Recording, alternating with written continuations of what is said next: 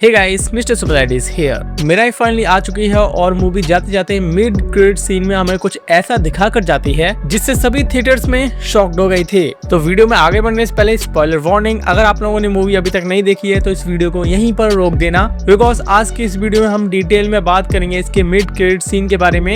And अगर देख लिए मूवी तो इस वीडियो को पूरा देखो, मजा आने वाला है। फाइनली महावीर लामा के मरने के बाद ये 9th ग्रंथ कौन संभाला है और क्या राणा दग्गुबती का त्रेता युग से कोई लेना देना है, ऐसे सवाल उठे होंगे माइंड में मूवी को देखने के बाद। और आज की इस वीडियो में हम इन्हीं को जानेंगे। एज ऑलवेज अगर कुछ भी मिस नहीं करना चाहते हैं तो इस वीडियो को एंड तक जरूर देखना। तो मूवी की स्टार्टिंग कलिंग युद्ध से होती है। सम्राट अशोका को युद्ध जीतने के बाद थोड़ा गिल्ट होता है। देन उसके बाद ऐसा दिखाया जाता है सम्राट अशोक के पास रहस्य से मिली हुई कुछ ऐसी दैविक शक्ति थी जिन्हें इन्होंने 9 बुक्स के अंदर ट्रांसफर कर दिया, जिसमें से एक अमृत ग्रंथ था स्पेशल, उसमें शायद अमर होने के राज थे। मूवी की स्टार्टिंग में ऐसा दिखाया गया था सम्राट अशोक के चेस्ट से कोई ऐसी एनर्जी बाहर निकली है जो कि सीधे 9वें ग्रंथ के अंदर गई थी। सो इस पॉइंट से ये मूवी एक हिस्टोरिकल फिक्शन में चली जाती है। लाइक हिस्ट्री में सम्राट अशोक के बारे में ऐसा कुछ हमने पढ़ा नहीं है, लेकिन ये फिक्शन हिस्ट्री देखकर मजा आता है। एंड यही नहीं बल्कि आगे भी काफी क्रिएटिव फ्रीडम के साथ काफी अच्छी तरीके से इंटीग्रेट किया है चीजों को मूवी में, जैसे भगवान श्री राम के द्वारा स्पर्श किया हुआ वो वेपन। इन बुक्स को इन 9 अननोन मैन ने काफी अच्छे से संभाला एंड पीढ़ी दर पीढ़ी इन बुक्स के प्रोटेक्टर चेंज भी होते रहे,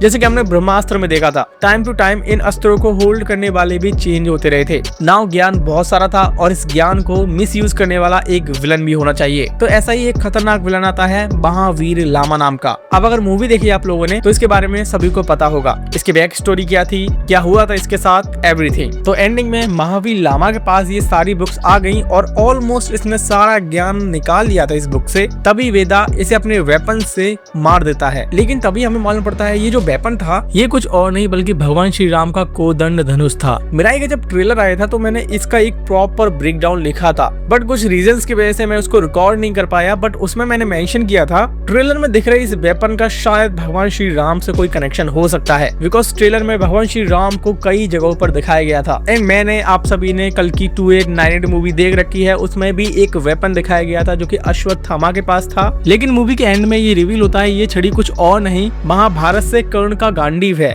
वैसे ही यहाँ पर ये जादुई छड़ी भगवान श्री राम का कोदंड धनुष था। नाउ प्रेजेंट में मेटाफोरिकली वेदा भगवान श्री राम को पोर्ट्रे कर रहा था एंड लामा रावण को। नाउ इसके बाद एक मिड क्रेडिट सीन आता है मूवी में। इसमें हम देखते हैं राणा दग्गुबती को, जिसके पास एक ऐसी यूनिक पावर है ये किसी भी मेटल को छूकर उसे सोने में बदल सकता है। एंड इसका एक डायलॉग भी है, जो त्रेता युग में जस्टिस नहीं हुआ वो अब कलयुग में होगा। I mean, ऐसा ही कुछ बोलता है। नाउ इससे ये लग सकता है ये विलन त्रेता युग का होगा। अगर हम इस डायलॉग को रामायण से जोड़कर देखें तो रामायण काल में ऐसी शक्ति किसी के पास नहीं थी। त्रेता युग में रामायण के बड़े डार्क या विलेनियस कैरेक्टर मोस्टली ये थे। रावण लंका का राजा जिसके पास बहुत सारी सिद्धियां और अस्त्र थे पर गोल्ड टच वाली शक्ति नहीं। इंद्रजीत मेघनाथ रावण का बेटा जो माया, अस्त्र और इनविजिबल वॉरफेयर में मास्टर था। कुंभकर्ण बहुत शक्तिशाली पर फिर भी कष्ट के वजह से अधिक सोया रहता था। इनके अलग अलग रोल्स थे बट इनमें कोई भी पावर ऐसी एग्जिस्ट नहीं करती थी जिससे ये टच करके किसी भी चीज को सोने की बना सके।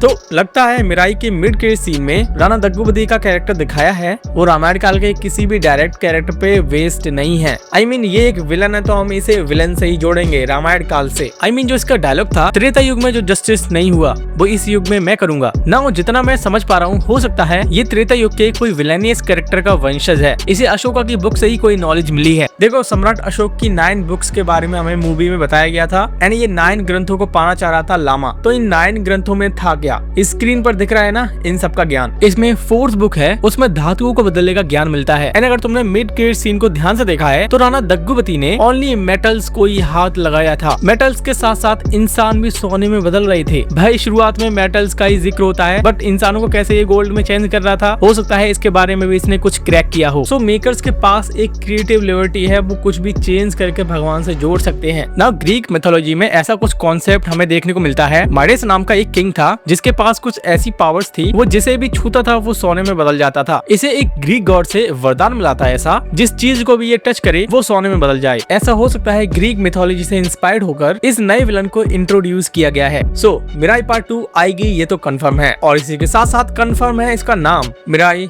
जैत्रेया। ये वही नाम है जब वेदा ने इस छड़ी को एक्टिवेट करने के लिए जैत्रिया बोला था। बाकी प्रभास का प्रोलॉग काफी शॉकिंग था। ठीक था यार, ये फैंस के लिए ठीक था। मूवी का कॉन्सेप्ट काफी अच्छा है। ये 9 बुक्स, इनको बस तुम्हें प्रोटेक्ट करना है कुछ बुरी शक्तियों से, एंड अगर ये बुक्स का खजाना किसी के हाथ में लग गया तो वो दुनिया को तबाह कर देगा। और अगर सोचो ये ज्ञान वेदा ने ले लिया तो वो तो फिर इसे सच्चाई के लिए यूज करेगा। पार्ट 1 आपको कैसी लगी एंड पार्ट 2 के लिए आप कितना एक्साइटेड हो उसके बारे में मुझे कमेंट सेक्शन में जरूर बताना। Till then, this is your mister super lad, wrapping up for now and see you soon in the next one.